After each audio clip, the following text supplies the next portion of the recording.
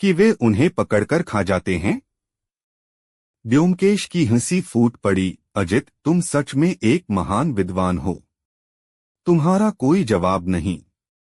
अरे भाई, ये दीवारों की मकड़ियों, यदि इन्हें कोई खा भी लेता है तो शरीर पर कुछ दानों के अलावा कुछ नहीं होता, कोई नशा नहीं होता, समझे? आहत स्वर में मैंने कहा, ठीक है, तुम ही क्यों नहीं ढूंढ लेते?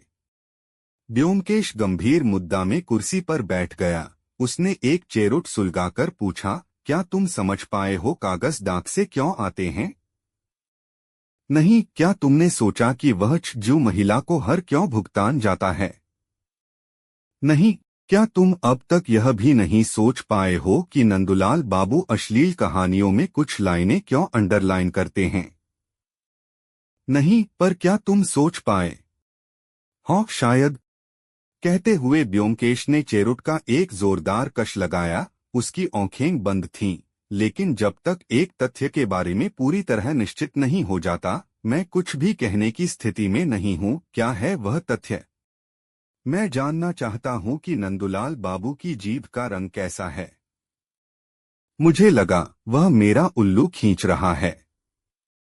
रुखी आवाज में मैंने कहा, क्या मेरा मजाक उड़ा रहे हो?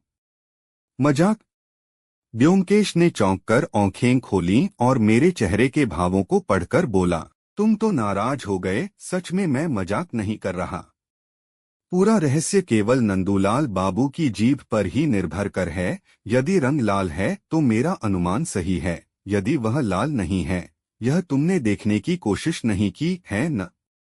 नहीं, मैंने उनकी जीभ का रंग देखने की कोशिश नहीं की, ब्योमकेश ने हंसकर कहा, जबकि यह देखना पहला काम होना चाहिए था। चलो कोई बात नहीं, एक काम करो, नंदुलाल बाबू का बेटे फोन करके पूछ लो, वह सोचता मैं मजाक कर रहा हूँ। ब्योमकेश ने हाथों को हिलाया और एक कवि के अंदाज में बोलने लगा, डरना क्या, घबराना कैसा, हिम्मत है तो रुक जाना कैसा। मैं दूसरे कमरे में गया। फोन का नंबर ढूंढकर फोन किया। मोहन अभी तक वहीं था।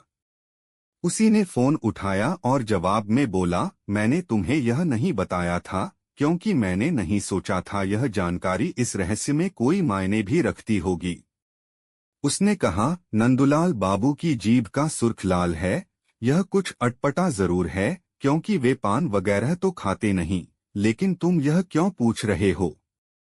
मैंने ब्योमकेश को इशारे से बुलाया। उसने पूछा, रंग लाल ही है न? तो मिल गया, उसने फोन को लेते हुए कहा। डॉक्टर साहब, अच्छा हुआ कि आप मिल गए। आपकी समस्या सुलझ गई। हाँ, अजित ने ही सुलझाई है, मैंने तो केवल थोड़ी मदद की है। मैं तो आप जानते ही हैं, उस जालसाज के केस में फंसा हुआ था, उसे भी मैंने सुलझा लिया है। अब आपको अधिक कुछ नहीं करना है, केवल लाल स्याही की दवात और पेन उस कमरे से हटा दीजिए। हाँ, बस ठीक है यही। आप अब समझ गए होंगे, और कल समय निकालकर हमारे यहाँ आ जाइए, मैं पूरा खुलासा विस्तार से समझा दूंगा। नमस्कार। जरूर। मैं आपका आभार अजित तक जरूर पहुंचा दूंगा। मैंने आपसे कहा था कि उसका मस्तिष्क आजकल तेज धार की तरह हो गया है। और ब्योमकेश ने हंसते हुए फोन रख दिया। ड्राइंग रूम में लौटने पर मैंने जरा कठोर होते हुए कहा, मैं सोच रहा हूँ, मुझे भी टुकड़ों टुकड़ों में हल सूझ रहा है, पर तुम विस्तार पूर्वक मुझे बताओ कि तुमने कौन सा तरीका अपनाया। ब्योमकेश घड़ी देखकर बोला, खाने का समय हो गया है। पुतीराम कभी भी बुला सकता है, फिर भी चलो संक्षेप में तुम्हें बताता हूँ, तुम शुरू से ही गलत मार्ग पर चले हो। पहला प्रमुख काम यह पता लगाया था कि वह जहर कमरे में घुसता कैसे है। उसके पैर तो है नहीं जो चलकर वहां पहुंचे, जाहिर है कि उसको लाने वाला कोई तो है। वह कौन है? 5 लोग अंदर जाते हैं, डॉक्टर, 2 लड़के, पत्नी और एक अन्य व्यक्ति। ये 4 व्यक्ति तो लांगे नहीं, तो रहा वह 5वां व्यक्ति। यह 5वां व्यक्ति कौन है?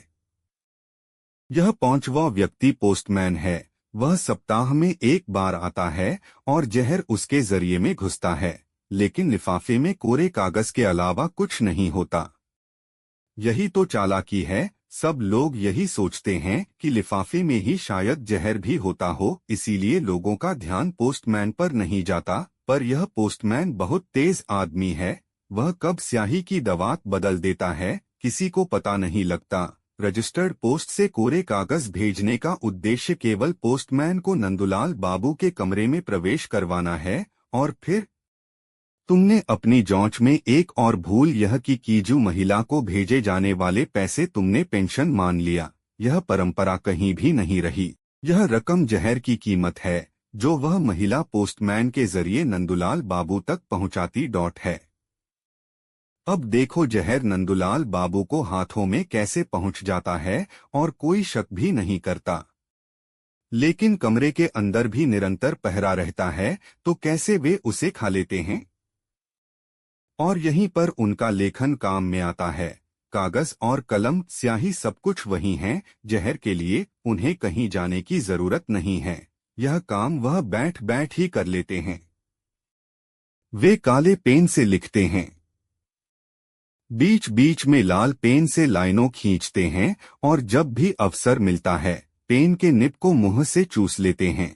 जब पेन में स्याही खत्म हो जाती है तब वे उसे दोबारा भर लेते हैं। अब तुम समझे कि उनकी जीभ का रंग लाल क्यों है। लेकिन तुमने यह कैसे जाना कि वह लाल स्याही ही होगी? क्या वह काली स्याही नहीं हो सकती? अरे नहीं, तुमने देखा नहीं काली स्याही का प्रयोग कितना अधिक है। क्या नंदुलाल बाबू चाहेंगे कि उनकी कीमती चीज यूं ही बर्बाद होती रहे? इसलिए लेखन के कुछ भागों को ही अंडरलाइनिंग अर्थात लाल स्याही का प्रयोग। अब समझा कितना आसान लगता है? बेशक आसान है, लेकिन इस चालाकी के पीछे जो मस्तिष्क काम कर रहा था उसे कम नहीं औंकना चाहिए, क्योंकि इतनी आसानी ने ही अब तक इतने लोगों को मूर्ख बनाया हुआ था। तुमने यह कैसे जाना? बहुत आसानी से। इसमें दो ही बातें ऐसी थीं जो अटपटी थीं, जिनका पूरे केस से कोई लेना देना नहीं था, इसीलिए उन दोनों पर ही मुझे शक हुआ। पहली, कोरे कागजों का रजिस्टर्ड पोस्ट से आना, दूसरी नंदुलाल बाबू का धुंधार लेखन और उसमें कहीं कहीं लाल स्याही से मार्क करना। इन दोनों बातों पर जब मैंने गहनता से सोचना शुरू किया तो सुराग अपने आप टकरा गया। और देखो वह जालसाज भी। इतने में दूसरे कमरे में टेलीफोन की घंटी बजने लगी। हम दोनों ही उस कमरे की तरफ दौड़े। ब्योमकेश फोन उठाकर बोला, कहिए कौन साहब बोल रहे हैं? ओह डॉक्टर साहब जी, कहिए क्या नंदुलाल बाबू ने हंगामा पैदा कर दिया है? वे क्रोध से लाल पीले हो रहे हैं। यह तो होना ही था क्या? वे अजित को भद्दी गालियों दे रहे हैं, बेहुदा शब्द इस्तेमाल कर रहे हैं। यह तो ठीक नहीं, गलत है, उन्हें रोका जाना चाहिए, क्योंकि उनका मुंह यदि बंद नहीं किया जा सकता तो और कोई उपाय भी नहीं है।